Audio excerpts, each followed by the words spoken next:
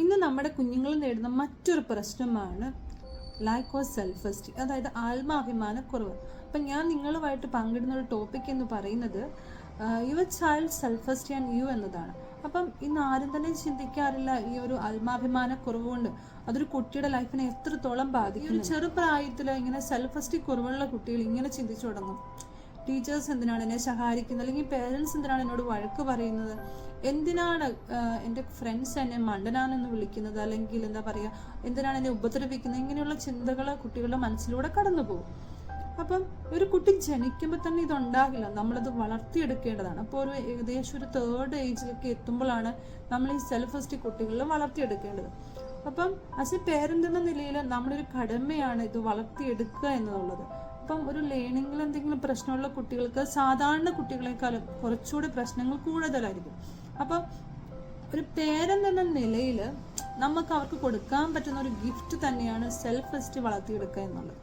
അപ്പം ഈ ഒരു ലേണിങ്ങിൽ പ്രശ്നമുള്ള കുട്ടികൾക്ക് സ്കൂളിൽ നിന്ന് പ്രശ്നമുണ്ടാകും, പേരൻസിൻ്റെ ഉത്കണ്ഠകളും എക്സ്പെക്റ്റേഷൻ കൂടുതലും, ഇതെല്ലാം കൊണ്ട് കുട്ടികൾക്ക് ഭയങ്കര പെയിൻഫുൾ ആയിരിക്കും അവരുടെ ജീവിതം, അല്ലെങ്കിൽ അവരുടെ ഒരു ഡെവലപ്മെൻ്റൽ വേ എന്ന് പറയുന്നത്. അപ്പം ആസ് എ പേരൻ്റ് എന്ന നിലയിൽ അല്ലെങ്കിൽ ടീച്ചർ എന്ന നിലയിൽ നമ്മൾ കുറച്ച് കാര്യങ്ങൾ ശ്രദ്ധിച്ചാൽ ഇതിൽ കുറച്ച് മാറ്റങ്ങൾ വരുത്താനായിട്ട് സാധിക്കും. നമ്മളെപ്പോഴും കുട്ടികളോടൊരു സ്നേഹമുള്ളവരായിരിക്കണം, അനുകമ്പയുണ്ടായിരിക്കണം, കുട്ടികൾ പറയുന്നത് കേൾക്കാനായിട്ട് ക്ഷമയുണ്ടായിരിക്കണം. അതുപോലെ തന്നെ സ്കൂളിലായാലും വീട്ടിലായാലും നല്ലൊരു പഠനാന്തരീക്ഷം നമ്മൾ വളർത്തിയെടുക്കണം. അവരുടെ കൂടെ ഞങ്ങൾ എപ്പോഴും ഉണ്ട്, അവർക്കൊരു സപ്പോർട്ട് നമ്മൾ കൊടുക്കണം. അപ്പം നമ്മൾ ഇന്ന് നേരിടുന്ന മറ്റൊരു പ്രശ്നമാണ് എക്സ്പെക്റ്റേഷൻ. അത് അങ്ങനെ ആയിരിക്കരുത്. കുട്ടിക്ക് എത്രത്തോളം പറ്റുമെന്ന് നമ്മൾ ഒരു യഥാർത്ഥ ബോധ്യമുള്ളവരായിരിക്കണം. പിന്നെ അവരുടെ കഴിവുകളിൽ നമ്മൾ അഭിമാനിക്കുന്നു എന്ന് നമ്മൾ അവരെ പറഞ്ഞ് മനസ്സിലാക്കണം. പിന്നെ നമുക്ക് ചെയ്യാൻ പറ്റുന്ന കാര്യം അവരുടെ പ്രോബ്ലമാറ്റിക് ഏരിയയിൽ നമ്മൾ അവരെ സപ്പോർട്ട് ചെയ്യുക, അവരെ പ്രോത്സാഹിപ്പിക്കുക. അങ്ങനെ നമുക്ക് അവരിലെ സെൽഫ് എസ്റ്റീം വളർത്തിയെടുക്കാനായിട്ട് സാധിക്കും. പിന്നെ തെറ്റുകൾ വരുമ്പം കുട്ടികളോട് പറയണം, ഈ തെറ്റുകൾ സ്വാഭാവികമാണ്, നമുക്ക് തെറ്റുകൾ വരുത്തുമ്പോഴാണ് നമുക്ക് കൂടുതൽ പഠനത്തിൽ സഹായകമാകുക എന്ന് അവരെ പറഞ്ഞ് മനസ്സിലാക്കുക. പിന്നെ അവരിൽ വളർത്തിയെടുക്കേണ്ട കാര്യമാണ് നിനക്കിത് ചെയ്യാൻ പറ്റുമെന്നുള്ളൊരു ആറ്റിറ്റ്യൂഡ് നമ്മൾ അവരിൽ വളർത്തിയെടുക്കണം. നമ്മൾ അവർക്ക് കൂടുതൽ അവസരങ്ങൾ നൽകുക. ഞാൻ നിന്റെ കൂടെയുണ്ട്, ഞാൻ നിന്നെ സ്നേഹിക്കുന്നു, ഞാൻ നിങ്ങളെ നിന്നെ ശ്രദ്ധിക്കുന്നുവെന്ന് നമ്മൾ അവരെ പറഞ്ഞ് മനസ്സിലാക്കണം.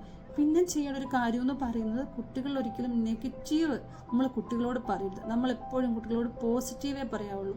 ഒരു കുട്ടി എപ്പോഴും അവരോട് പറഞ്ഞ കാര്യങ്ങൾ അവർ ചിലപ്പം മറന്നുപോകും, പക്ഷെ അത് അവരെ ഏത് രീതിയിൽ വേദനിപ്പിച്ചു, എങ്ങനെയാണ് വേദനിപ്പിച്ചെന്ന് അത് മറക്കൂല. അത് അവരുടെ ഹൃദയത്തിൽ തന്നെ അത് ഏറ്റെടുക്കും, അത് അവൻ്റെ ലൈഫിനെ താഴേക്ക് കൊണ്ടുപോവുകയും ചെയ്യും. അപ്പം ഇങ്ങനെയുള്ളൊരു കുറച്ച് കാര്യങ്ങൾ ശ്രദ്ധിച്ചാൽ നമുക്ക് കുട്ടികളിൽ കൂടുതൽ സെൽഫ് എസ്റ്റീം ഉണ്ടാക്കാൻ പറ്റും.